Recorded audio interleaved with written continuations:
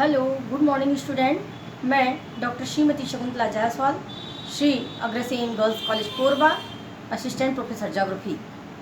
आज मैं भारत की प्राकृतिक वनस्पति बीए तृतीय वर्ष की छात्राओं के लिए लेकर उपस्थित हुई हूँ।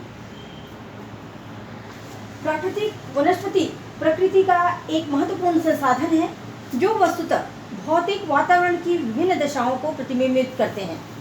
वातावरण की इन भौतिक दशाओं में तापक्रम, वर्षा, अपवाह, समुद्र तल से ऊंचाई तथा मिट्टी का महत्वपूर्ण योगदान होता है। भूपटल पर प्राकृतिक वनस्पति का अस्तित्व विभिन्न स्वरूपों में मिलता है। यह अति सूक्ष्म आकार से लेकर के विस्तृत आकार में वृक्ष के रूप में मिलते हैं। इनको प्राकृतिक वनस्पति को 3 भागों में बांटा गया है। जहाँ पर 50 सेंटीमीटर से कम वार्षिक वर्षा वाला क्षेत्र होता है वहाँ पर घास के रूप में प्राप्त होता है, और जहाँ 100 सेंटीमीटर वार्षिक वर्षा होती है वहाँ झाड़ियाँ प्राप्त होती हैं, और जहाँ 100 सेंटीमीटर से अधिक वर्षा होती है वहाँ पर वनों की उपस्थिति होती है। धरातल पर, भूपटल पर जहाँ पर वन जो है झाड़ियों और वृक्षों के रूप में उपस्थित होती है उसी को ही वन कहा जाता है। वनों पर प्रभाव जलवायु और उच्चावच का प्रभाव बहुत अधिक पड़ता है।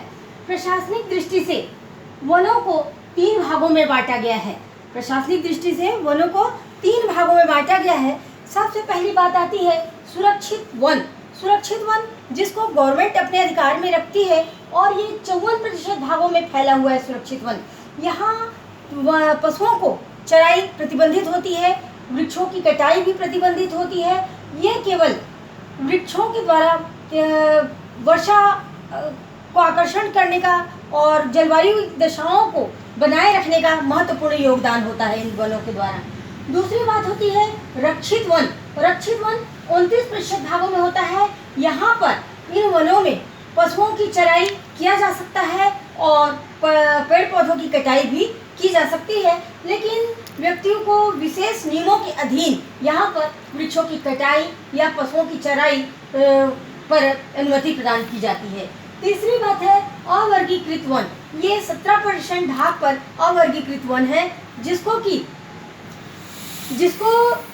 ऐसा वन होता है ये जहाँ पर क्या किया जाता है, ऐसे वन में लोगों को पूरी तरह से छूट होती है कि आप इसमें चराई करा सकते हो, वृक्षों की वृक्ष काट सकते हैं, इस प्रकार की परिस्थितियाँ होती हैं। तो इस प्रकार से हमने देखा ये 3 प्रकार की वनों के बारे में। ये प्रशासनिक दृष्टि से 3 प्रकार के वन हैं: सुरक्षित वन, रक्षित वन और अवर्गीकृत वन।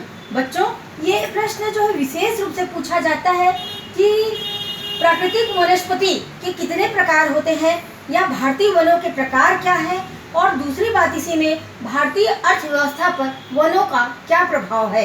ये 2 बातें पूछी जाती है। तो वन हम देखते हैं कि अर्थव्यवस्था में भारतीय वन जो है अर्थव्यवस्था को बहुत अधिक प्रभावित करते हैं। एक तो प्रत्यक्ष लाभ देते हैं और दूसरा अप्रत्यक्ष लाभ देते हैं। प्रत्यक्ष लाभ के अंतर्गत हम देखते हैं कि वनों से हमको इमारती लकड़ियाँ प्राप्त होती हैं, जड़ी बूटियाँ प्राप्त होती है, कच्चे गौड़ उपज प्राप्त होते हैं जैसे कि तेंदू, महुआ, चार, इस प्रकार से रबर वगैरह प्राप्ति होती है।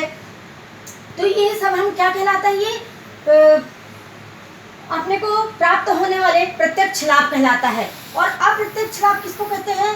जैसे वन जो है वर्षा को आकृष्ट करके वर्षा कराते हैं, फिर जलवायु दशाओं को ये कायम रखते हैं, बनाए रखते हैं।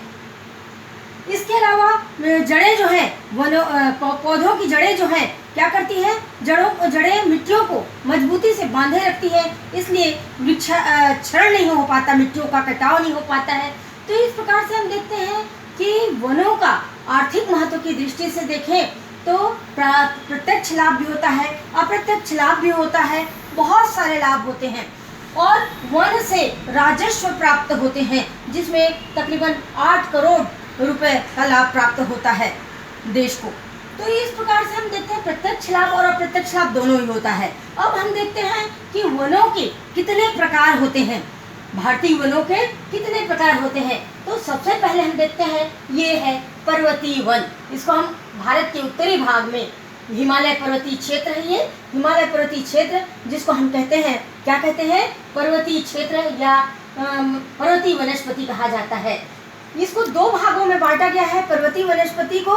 पहला भाग है पूर्वी भाग और दूसरा है पश्चिमी भाग। पूर्वी भाग जो है यहाँ तकरीबन 200 मीटर वर्षा 200 सेंटीमीटर वर्षा वाले क्षेत्र होते हैं। 200 सेंटीमीटर वर्षा वाले क्षेत्र में अधिक सघन वन पाए जाते हैं, सदाबहार वन पाए जाते हैं, जैसे महोगनी, रोजवुड जैसे वृक्ष प्राप्त किए जाते हैं।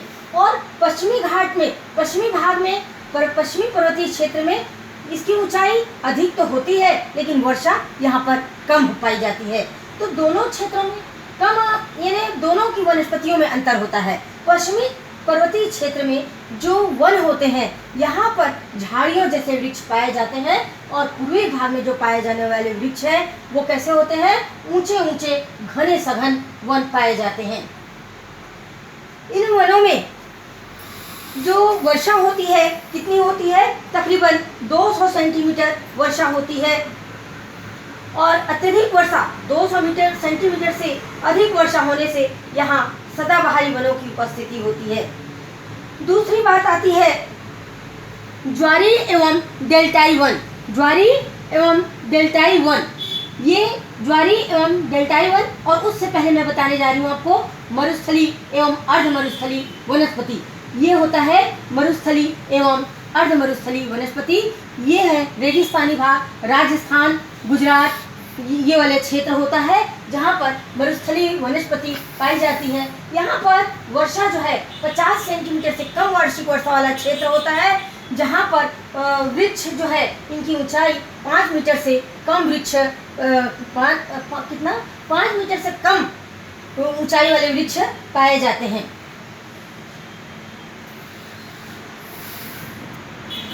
इसके बाद तीसरा आता है ज्वारी एवं डेल्टाई वन।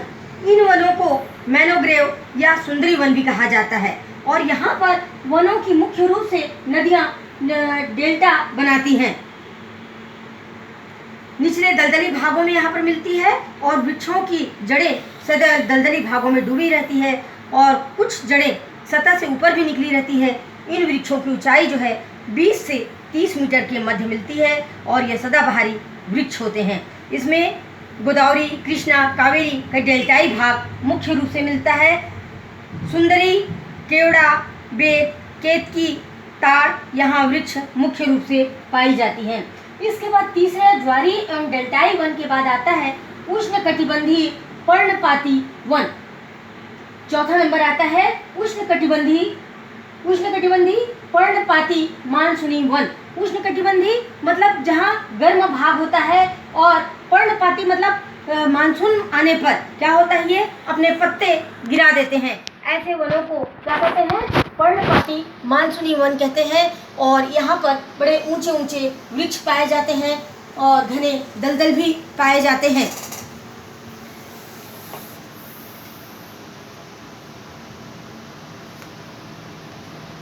यहाँ पर वर्षा का अधिकांश भाग वर्षा काल में ही प्राप्त होता है, और यहाँ वार्षिक वर्षा का औसत होता है 100 से 200 सेंटीमीटर पाई जाती है।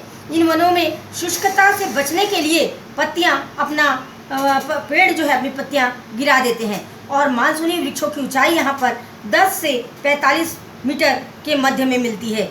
यहाँ पर जो वृक्ष मिलते हैं साल, सागौन, महुआ, यहाँ कौन से वृक्ष मिलते हैं, साल, सागौन, महुआ, एम्बोनी, इस प्रकार के वृक्ष यहाँ पर पाए जाते हैं। इसको हम क्या कहते हैं, पर्णपाती वन। ग्रीष्म ऋतु आने पर या शुष्कता आने पर यहाँ पर 100 से 200 सेंटीमीटर वर्षा होती है, और यहाँ पर पेड़ जो है अपने पत्ते गिरा देते हैं।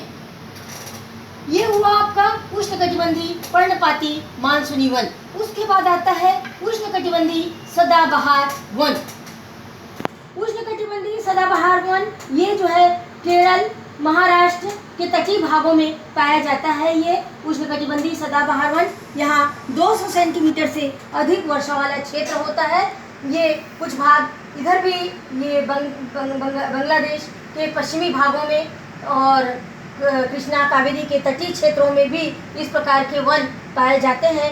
जहाँ ऊंचे ऊंचे वृक्ष पाए जाते हैं। ये सदाबहार जैसे रोजवुड, महोगनी जैसे वृक्ष प्राप्त किए जाते हैं।